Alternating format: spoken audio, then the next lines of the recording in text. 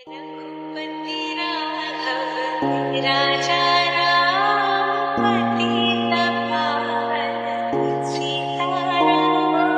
रघुपति राघव राजा राम पतित पावन सीताराम।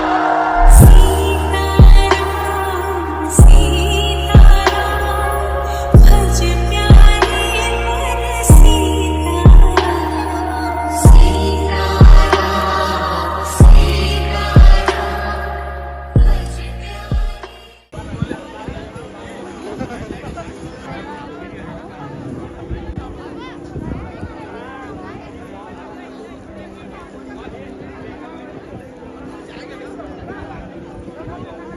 या क्यों हम लोग बाथरूम जायला है आता आवत समजा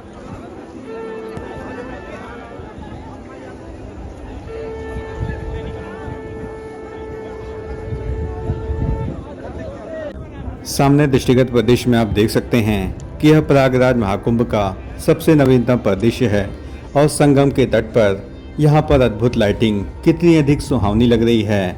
और यह आज यानी 25 जनवरी की रात करीब 2:30 बजे का परिदृश्य है।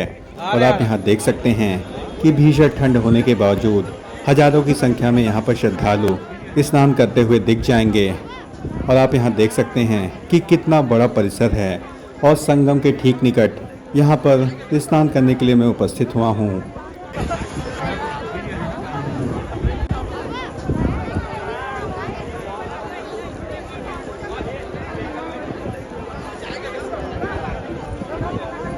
या क्यों हम लोग बाथरूम जायला है आता आवत समजा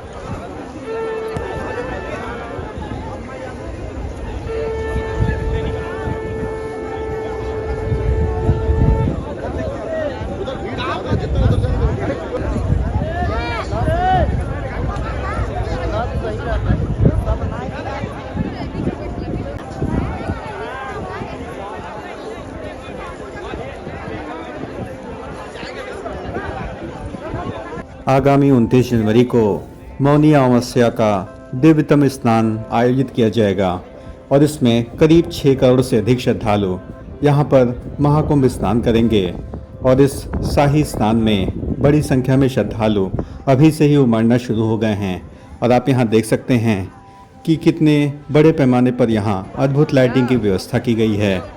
महाकुंभ स्नान के संदर्भ में मैं आपको एक महत्वपूर्ण जानकारी देना चाहूँगा कि 2 शाही स्नान यानी 13 जनवरी 2025 यानी पौष पूर्णिमा एवं मकर संक्रांति जो कि 14 जनवरी को आयोजित की गई थी, उसमें 2 शाही स्नान संपन्न हो चुके हैं। और अब अगला जो शाही स्नान है वह 29 जनवरी यानी मौनी अमावस्या के दिन यहाँ पर भव्य तरीके से आयोजन किया जाएगा। और यदि आप यहाँ पर स्नान करने आना चाहते हैं तो आप पहले से ही आएँ, क्योंकि मौनी अमावस्या के दिन अपार भीड़ होने की संभावना है और कई किलोमीटर पहले ही गाड़ियां रोक दी जाएंगी।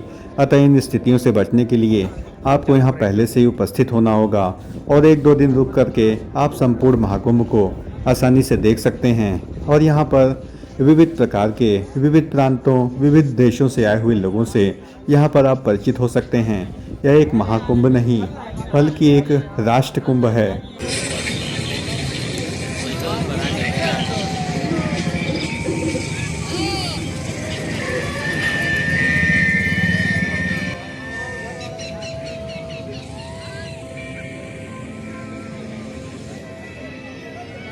सामने आप देख सकते हैं कि प्रयागराज महाकुंभ के निकट ही आपको राम मंदिर के दिव्यतम दर्शन होने वाले हैं और यह इसका सबसे नवीनतम परिदृश्य है।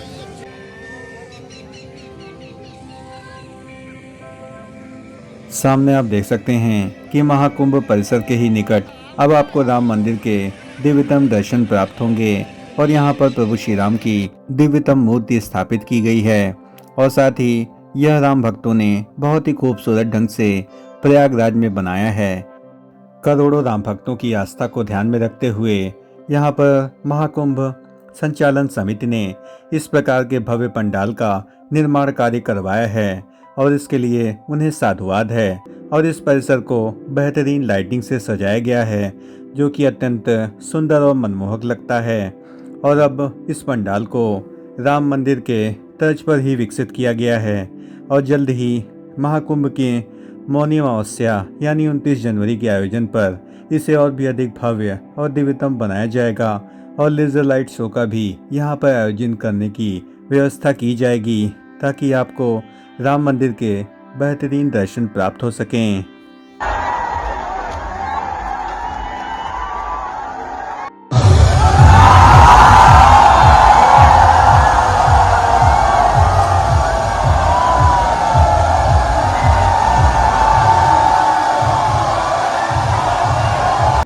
सामने आप देख सकते हैं कि प्रयागराज में महाकुंभ परिसर में ही भव्य लेजर शो का आयोजन किया गया और इस लेजर शो में राम नाम की आकृतियों के साथ साथ जो शुभता के प्रतीक चिन्ह हैं उन सभी को यहाँ पर दर्शाया गया है और भव्य कुंभ को और भी अधिक दिव्य और बेहतर भव्यतम स्वरूप देने के लिए यहाँ पर इतने बड़े पैमाने पर लेजर शो का आयोजन किया गया। अयोध्या में लेजर शो जो कि आयोजित किया गया था उससे कई गुना बड़ा यह लेजर शो आयोजित किया गया।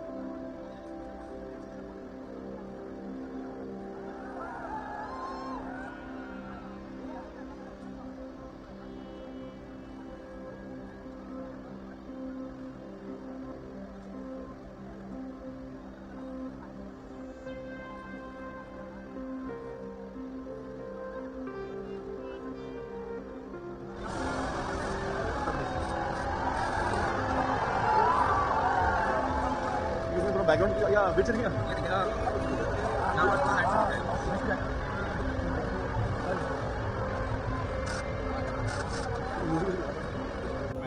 और आज करीब तापमान काफ़ी कम होने के कारण यहाँ पर श्रद्धालु फिर भी बड़े ही श्रद्धा और भक्तिभाव से यहाँ पर स्नान करते हुए दिख जाएंगे और इस पर कैलाश गौतम की बहुत ही सुंदर कविता याद आती है।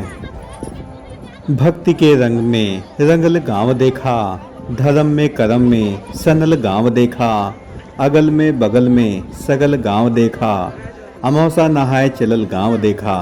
अमावसा यानी महाकुंभ यानी भक्त और धर्म में मशगूल होकर गांव भर के लोग अमावसा नहाने यानी कुंभ स्नान की ओर चल चुके हैं। और इस पर और भी आगे की पंक्ति है कि एओ हाथ झोरा ओ हाथे झोरा, कान्ही पर बोरा कपारे पर बोरा, कमरी में केहू कथरी में केहू, रजाई में केहू दुलाई में केहू। यानी इस हाथ में झोला और उस हाथ में भी झोला है और कंधे पर बोरी और सर पर बोरा है, कोई कथरी है तो कोई रजाई है। यानी आमतौर पर जो ग्रामीण संस्कृति है उसमें आमतौर पर बोरे और कथरी का ज़्यादा इस्तेमाल किया जाता है।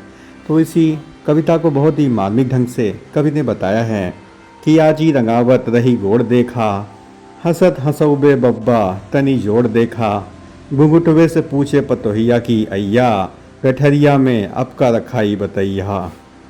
यानी दादी भी तैयारी में हैं और पैर में रंग लगवा रही हैं और दादा देखकर हंस रहे हैं और घूंघट के अंदर से बहू पूछ रही है कि गठरी में और क्या क्या रखें।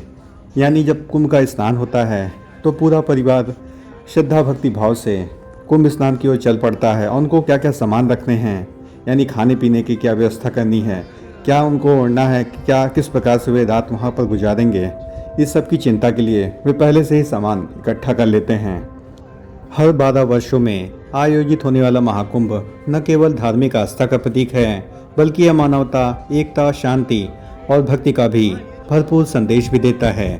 गंगा, यमुना और अदृश्य सरस्वती के त्रिवेणी संगम पर महाकुंभ का यहाँ पर भव्य आयोजन हो रहा है, जो कि आत्मशुद्धि और मोक्ष का द्वार है। और महाकुंभ के दौरान हर दिन स्नान का विशेष महत्व माना जाता है, जिसके माने में मैंने आपको पूर्वज जानकारियाँ दे दी हैं। और अब अगले स्नान में बड़ी संख्या में श्रद्धालु यहाँ पर प्रयागराज में उपस्थित रहेंगे। मौनी अमावस्या के दिन होने वाले स्नान के बारे में बताना चाहूँगा कि यह अमृत स्नान खास दिन, मुहूर्त और ग्रह नक्षत्र के संयोग में किया जाता है। और धार्मिक मान्यताओं के अनुसार अमृत स्नान करने से 1000 अश्वमेध यज्ञ करने जैसा पूर्ण फल प्राप्त होता है। और इसके साथ ही अमृत स्नान करने से मन की अशुद्धियाँ भी दूर होती हैं और मोक्ष की प्राप्ति होती है। और कुंभ में प्रथम स्नान का जो अधिकार है वह नागा साधुओं का है। दरअसल नागा साधुओं को महायोद्धा साधु भी कहा जाता है, क्योंकि प्राचीन काल में वे धर्म और समाज की रक्षा के लिए सैनिक योद्धाओं के रूप में कार्य करते थे।